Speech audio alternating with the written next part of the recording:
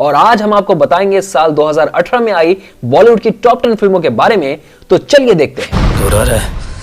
अभी तो शुरू भी नहीं हुआ है। नंबर 10, स्त्री। बॉलीवुड जब भी हॉरर फिल्म बनाने जाता है तो वो हॉरर कम और कॉमेडी ज्यादा लगती है, और बात जब हॉरर कॉमेडी की हो तो और भी ज्यादा मुश्किल है। लेकिन स्त्री एक ऐसी फिल्म उभर कर आई जिसने अपने जॉनर के साथ न्याय किया और हमें सोचने पर मजबूर कर दिया। नतीजा, दर्शकों ने इसका दिल खोलकर स्वागत किया और साल की सबसे ज्यादा मुनाफा कमाने वाली फिल्म बनी। अगले 4 रात वो शिकार पे आने वाली है। कौन? स्त्री। स्त्री की कहानी 90 के दशक में कर्नाटक में हुई एक सत्य घटना पर आधारित है। न्यूटन के बाद इस फिल्म में भी राजकुमार राव और पंकज त्रिपाठी ने दमदार परफॉर्मेंस दी है और श्रद्धा कपूर ने भी अपने किरदार को ठीक ठाक निभाया है। फिल्म सिनेमा घरों में करीबन 2 महीने तक डटी रही। स्त्री हमें डराने और हंसाने के साथ साथ औरतों के प्रति समाज के नजरिए पर भी सवाल उठाती है। हम चाहेंगे कि जल्द ही हमें इसका सीक्वल भी देखने को मिले। पुरुषों को उठाती है और सिर्फ वस्त्र छोड़ती है तो पहले तुम्हें तुम्हारे नाम से पुकारेगी। तुम्हें क्या करना है? फौरन चप्पल निकालो, हाथ में लो। और नंबर 9, गोल्ड। हमारा नेशनल गेम हॉकी, जिसमें आज भारत के लिए ओलंपिक में गोल्ड लाना किसी सपने जैसा है, लेकिन ब्रिटिश इंडिया के दौर में और आजादी के बाद के कुछ सालों तक भारत को हॉकी में हराना मुश्किल था। ब्रिटिश इंडिया के राज में ओलंपिक में 3 बार गोल्ड जीतने के बाद 1948 में आजाद भारत ने अपना पहला गोल्ड मेडल जीता, जिस पर यह फिल्म आधारित है। उनका देश में उन्हीं का पब्लिक के सामने उनका किंग का आगे उनको हराएगा। फिल्म में अक्षय कुमार ने एक शराबी टीम मैनेजर के किरदार को बहुत शिद्दत से निभाया है, तो कुणाल कपूर और अमित साध ने भी हॉकी के शानदार जौहर दिखाए हैं। फिल्म में यह भी देखने को मिलता है कि जो खिलाड़ी साथ मिलकर ब्रिटिश इंडिया के लिए खेला करते थे, भारत पाकिस्तान बंटवारे से वो भी अछूते नहीं रह पाए। ये बॉलीवुड की पहली फिल्म है जिसे सऊदी अरेबिया में रिलीज किया गया। एक दिन हमारा हिंदुस्तान आजाद होगा और फिर हम गोल्ड जीतेगा और हमारा झंडा लहराएगा और उसके नीचे हम लॉन्ग लिव द किंग नहीं गाएगा, अपना राष्ट्रगान गाएगा। नंबर 8, तुम्बाड़। आपने सोने के अंडे देने वाली मुर्गी की कहानी तो सुनी होगी, जो हमें लालच का अंजाम बताती है। ये फिल्म भी हमें लालच के कुछ ऐसे ही परिणाम दिखाती है, जिसे हॉरर के तड़के के साथ बहुत ही खूबसूरती से पेश किया गया है। यही तो गुण है मुझ में। इसे आप बॉलीवुड की बेस्ट सिनेमेटोग्राफी भी कह सकते हैं। फिल्म की कहानी 19वीं सदी में महाराष्ट्र के एक गांव तुम्बाड़ की है, जिसमें सोहम शाह ने मुख्य भूमिका निभाई है और इसे को प्रोड्यूस भी किया है। फिल्म की कहानी का पहला प्रारूप डायरेक्टर राही अनिल बारवे ने 1997 में 18 साल की उम्र में ही लिख लिया था।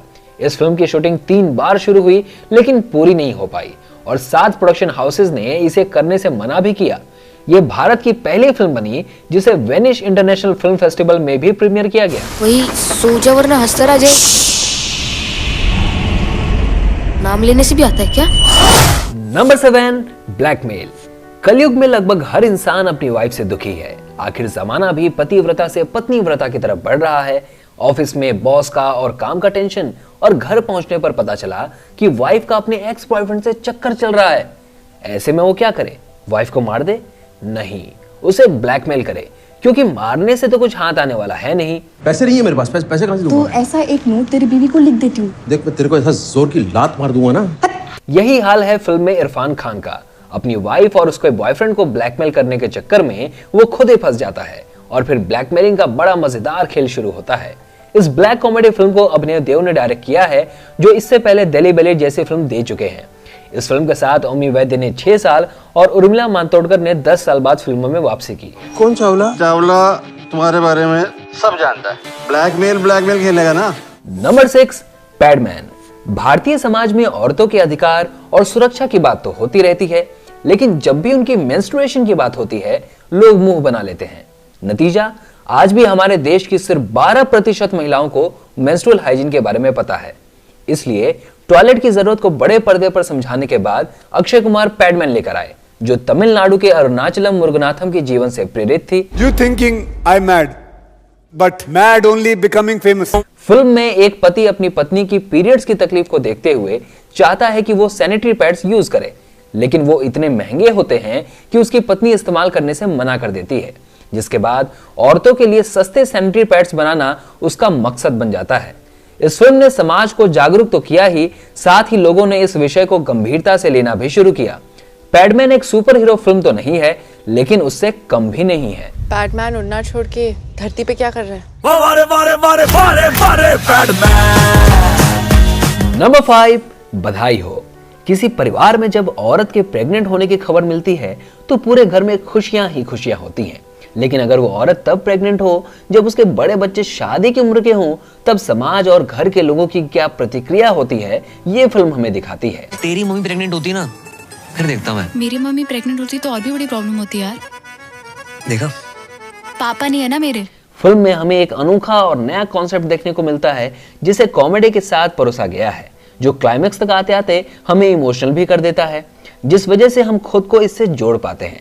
ये साल की one of the best rated movie और आयुष्मान खुराना के करियर की सबसे बड़ी हिट साबित हुई। इस फिल्म में माँ बाप के किरदार के लिए पहले तब्बू और इरफान खान को कंसिडर किया जा रहा था, लेकिन तब्बू ने मना कर दिया और नीना गुप्ता का नाम सुझाया। और नीना गुप्ता ने जो मैजिक क्रिएट किया, उससे तो हम वाकिफ ही हैं। आपका भी baby? Good, very good, correct age है आपका। नकुल, चल बेटा। हाँ मम्मी।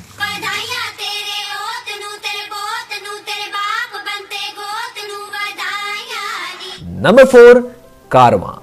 मजरू सुल्तानपुरी का एक बहुत मशहूर शेर है कि मैं अकेला ही चला था जानिबे मंजिल, मगर लोग साथ आते गए और कारवां बनता गया।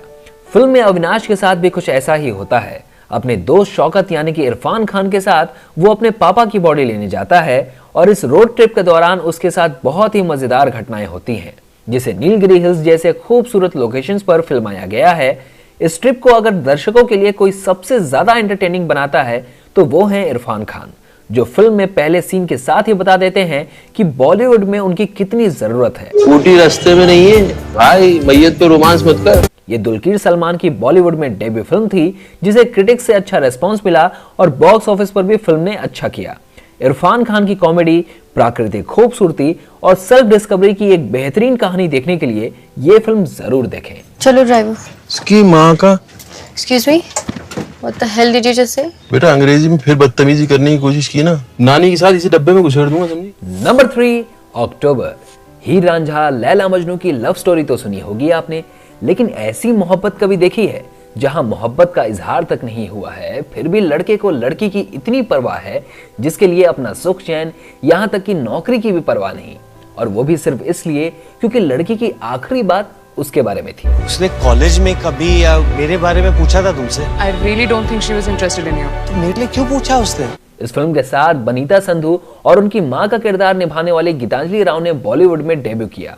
वरुण धवन ने खुद को किरदार में ढालने के लिए 30 दिनों तक दिल्ली के एक 5 स्टार होटल में as a hotel management student practice किया और इसे उनकी बेस्ट परफॉर्मेंस बताया गया।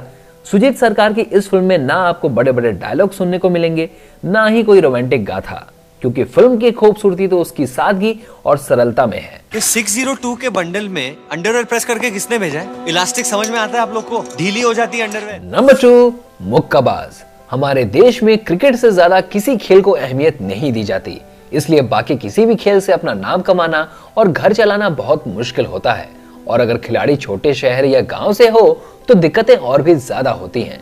फिल्म में विनीत कुमार सिंह ने भी एक ऐसे ही मुक्काबाज का किरदार निभाया है, जिसकी कहानी उन्होंने खुद अपनी बहन के साथ मिलकर लिखी थी, पर कोई प्रोड्यूस करने को तैयार नहीं था। रणबीर सिंह जैसे दीपिका पादुकोण को देखता है, ऐसे ये तुम्हारा बॉक्सर तुमको देखता है। अबे तो एक टक्के देख रही है बे, शर्म आ रहा हमको। लेकिन फिर अनुराग कश्यप राजी हुए, लेकिन एक शर्त पर कि विनीत रियल बॉक्सर बने, जिसके बाद विनीत ने 1 साल तक बॉक्सिंग की ट्रेनिंग ली और उनकी मेहनत रंग लाई। इस फिल्म का हर एक परफॉर्मेंस देखने लायक है, चाहे वो रवि किशन हो या जिम्मी शेरगिल। और डायरेक्शन की बात करें तो अनुराग कश्यप का नाम ही काफी है। हमने तुम्हें मरने नहीं दिया, क्योंकि पहले हम तुम्हें नेशनल में हारते हुए देखना चाहते हैं। कौन हराएगा हमें? खुद ही हारोगे तुम। जो नहीं हारे तो भुगतोगे। 2018 की बेस्ट फिल्म बताने से पहले कुछ अच्छी फिल्में, लेकिन अपनी कुछ कमियों की वजह से हमारी लिस्ट में जगह नहीं बना सकी। एज अ फील्ड एजेंट जो इन्फॉर्मेशन आपको हासिल हो, आप उसे आगे पास करते रहिए। आंख और कान हर वक्त खुले रहें। अमेरिका की लक्रोस सैटेलाइट्स हर वक्त हम पर नजर रखे हुए हैं, कुछ नहीं बचता इनसे। मेरा प्लान है इन्हें पूरी तरह से अवॉइड करना। खाली हाथ जाओगे? मैं सिर्फ ससुराल से ही शादी वाले दिन खाली हाथ लौटा था, वरना जिसके घर सुबह सुबह पहुंचा हूं कुछ ना कुछ निकाल कर ही लाए। खाने से लेके कपड़ों से लेके टूथपेस्ट तक साला वो चुनती है हमारा। अच्छा खासा कोलगेट चल रहा था बचपन से, हर्बल के चक्कर में दिन भर मिट्टी की फीलिंग आती है मुंह में। फोटो देखो, कर्क रोग हुआ है बीड़ी पीने से, जल्दी मर जा आदमी। बापू तू तो जिंदा है, कुछ नहीं हुआ अब तक। Number 1 thugs of Hindustan, sorry Andhadhun. Bharat में कुछ ही फिल्में ऐसी बनी हैं जिन्हें एक्सप्लेन करने की जरूरत पड़े। याद रहे, हम रेस 3 की बात नहीं कर रहे, हम बात कर रहे हैं बॉलीवुड की one of the best thriller film Andhadhun की, जो हमारा दिमाग निचोड़ कर रख देती है और हर सीन के साथ हमें सरप्राइज करती है। सरप्राइज! जरा सोचिए कि क्या हो जब एक इंसान की जिंदगी में सब कुछ सही चल रहा हो, लेकिन फिर कुछ ऐसा हो जिसका गवाह होकर भी वो गवाह ना हो। अंधा होने की प्रॉब्लम्स तो सबको पता है, फायदा मैं बताता हूँ। फिल्म में कुछ ऐसा ही आयुष्मान खुराना के साथ होता है, जो अंधा है भी और नहीं भी। श्री राम राघवन को इस फिल्म की कहानी लिखने में 5 साल लगे, जिसका आइडिया उन्हें 2010 में आई एक फ्रेंच शॉर्ट फिल्म से आया था। क्या हुआ? ऑटो ने रास्ता रोका है। पीछे ऐश्वर्या राय का फोटो लगा है क्या? तो ये थी इस साल की हमारी टॉप 10 लिस्ट। अगर आपको पसंद आई तो लाइक करें, नहीं आई तो हमें बताएं कि आपकी बेस्ट फिल्म कौन सी है, और सब्सक्राइब करना तो जरूरी है ही। इसके साथ ही हम ईश्वर से प्रार्थना करते हैं कि हम सबके चहीते और बॉलीवुड के फाइनेस्ट एक्टर इरफान खान जल्द से जल्द ठीक हो जाएं और हमें एंटरटेन करें। धन्यवाद। तो लाश को मैंने ना कस के बांध दिया, अभी कितना ही फास्ट चलाओ हिलेगी डुलेगी नहीं।